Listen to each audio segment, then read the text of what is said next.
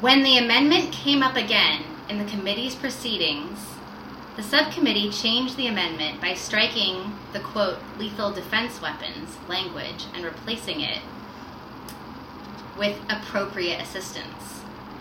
Gordon stated that he and the subcommittee co-chair ultimately agreed to replace the language about armed assistance with, quote, appropriate assistance.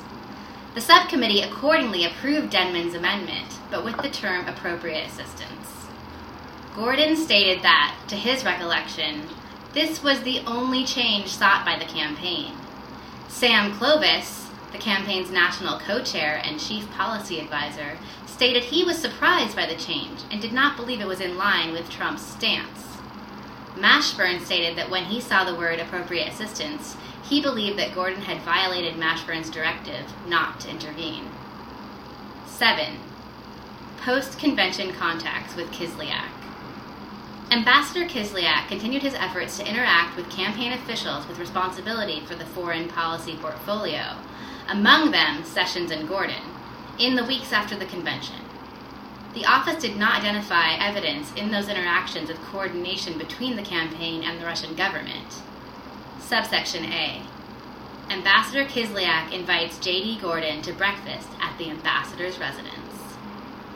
On August 3, 2016, an official from the Embassy of the Russian Federation in the United States wrote to Gordon, quote, on behalf of Ambassador Kislyak, inviting Gordon to, quote, have breakfast/tea with the ambassador at his residence, end quote, in Washington, D.C. the following week.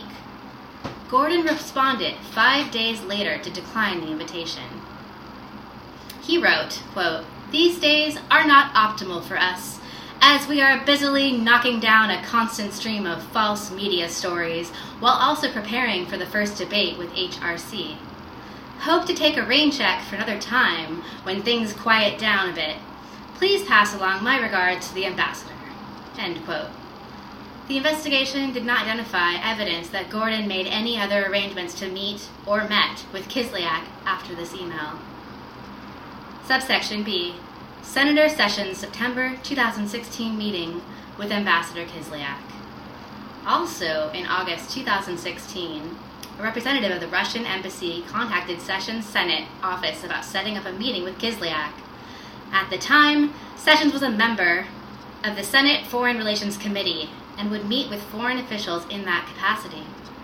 But Sessions' staff reported, and Sessions himself acknowledged, that meeting requests from ambassadors increased substantially in 2016, as Sessions assumed a prominent role in the Trump campaign and his name was mentioned for potential cabinet-level positions in a future Trump administration. On September 8, 2016, Sessions met with Kislyak in his Senate office. Sessions said that he believed he was doing the campaign a service by meeting with foreign ambassadors, including Kislyak. He was accompanied in the meeting by at least 2 of his Senate staff, Sandra Luff, his legislative director, and Pete Landrum, who handled military affairs. The meeting lasted less than 30 minutes. Sessions voiced concerns about Russia's sale of a missile defense system to Iran, Russian planes buzzing U.S. military assets in the Middle East, and Russian aggression in emerging democracies such as Ukraine and Moldova. Kislyak offered explanations on these issues and complained about NATO land forces in former Soviet bloc countries that border Russia.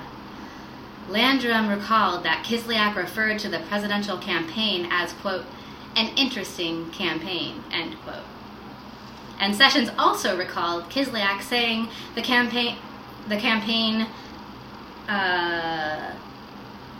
and Sessions also recalled Kislyak saying that the Russian government was receptive to the overtures Trump had laid out during the campaign.